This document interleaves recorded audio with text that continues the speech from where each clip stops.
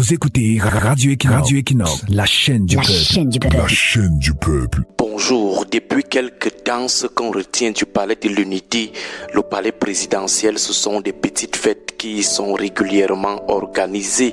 Des vidéos qui nous parviennent sont celles des petits moments de plaisir.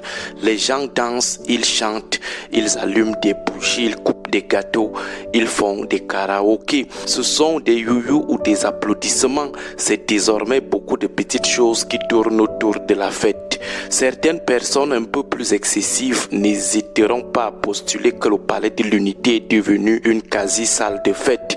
Il est devenu un lieu de ruissellement des vins et des champagnes rares.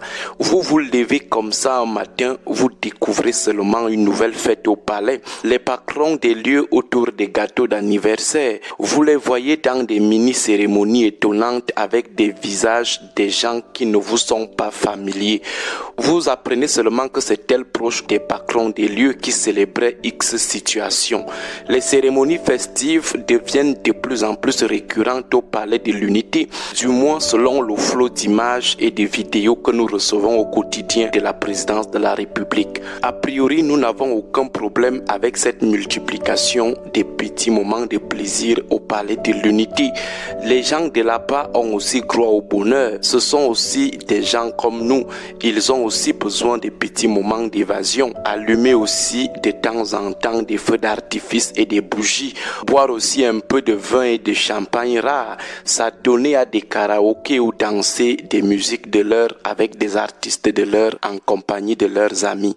Ils ont aussi ce droit d'inviter de temps en temps leurs amis pour goûter ensemble les bienfaits de la vie présidentielle. Mais ce qui nous démange avec cette multiplication des vidéos ou images montrant les gens du palais présidentiel toujours en fête, c'est l'idée de la préséance de ces petites fêtes sur les activités qu'on attend d'une présidence de la République dans les médias classiques et surtout médias sociaux.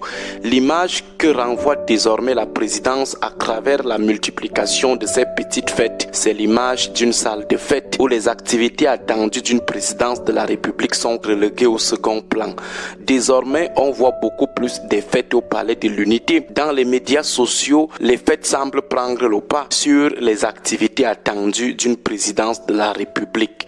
On a l'impression qu'on parle désormais plus de champagne là-bas, beaucoup plus de danse et de bougies. C'est cette préséance qui nous démange un peu. Pour un pays au bord de la faillite comme le nôtre, où la présidence de la République est attendue sur des situations un peu plus sérieuses, les images qu'on reçoit plutôt de l'institution sont celles d'un couple présidentiel et de ses proches toujours en fête, toujours en train de lever le coude. Certains aigris et frustrés comme nous peuvent même croire à un moment que le couple présidentiel a décidé de nous narguer seulement, qu'il nous demande désormais d'aller acheter les cordes à faux coups. Nous qui dénonçons la fracture sociale, la fracture socio-économique très profonde entre les en haut d'en haut, jouisseurs ou réjouisseurs sans effort, et les en bas d'en bas toujours dans la misère malgré leurs efforts.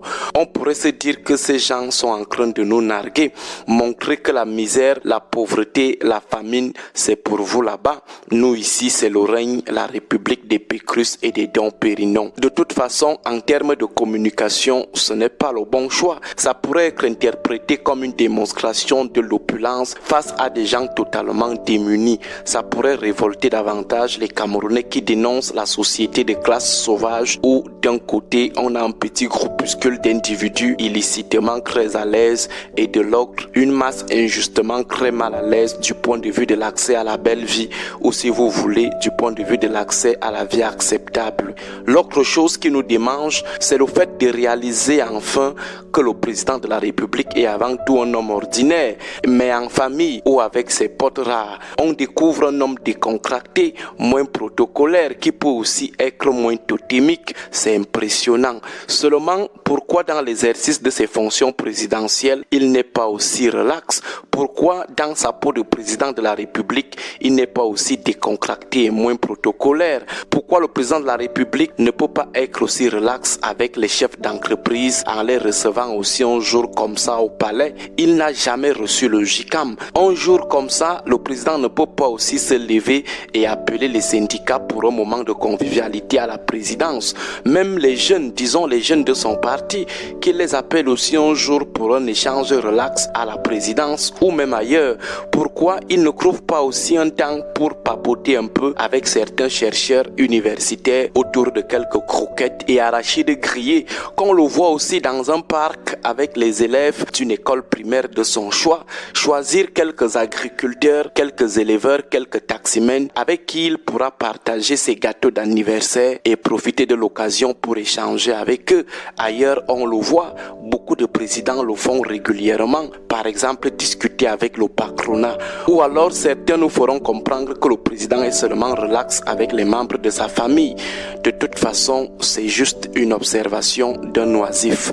Bon début du week-end à tous. Camerounaises, Camerounais, mes chers compatriotes, ne cédez pas aux manipulations en cours sur la possibilité pour le MRC de présenter un candidat à l'élection présidentielle si le calendrier électoral était inversé. Certes, le MRC a boycotté le scrutin législatif et municipal du 9 février 2020. Cette décision salutaire et historique du Conseil national du MRC, élargie aux responsables départementaux, a été bien comprise par nos militants depuis la base et a permis à notre parti d'éviter un piège politique mortel tendu par le régime. Mais je suis en mesure de vous confirmer ce que je n'ai cessé de vous dire depuis un certain temps déjà, à savoir que le MRC présentera son candidat à l'élection présidentielle, même si elle était convoquée maintenant. Il n'est pas obligé de passer nécessairement par un autre parti politique pour avoir le droit de présenter un candidat. En vertu des dispositions pertinentes de la Constitution et au regard de plusieurs cas précis survenus dans notre pays, le MRC compte dans ses rangs plusieurs élus issus des élections étatiques dont les mandats courent encore. Par conséquent, ne vous laissez plus distraire par des débats oiseux qui trahissent simplement soit l'inculture juridique et politique de ses auteurs, soit la panique de nos adversaires. Il nous revient collectivement de faire définitivement échec au projet jamais abandonné d'une transmission du pouvoir de gré à gré ou dynastique dans notre pays.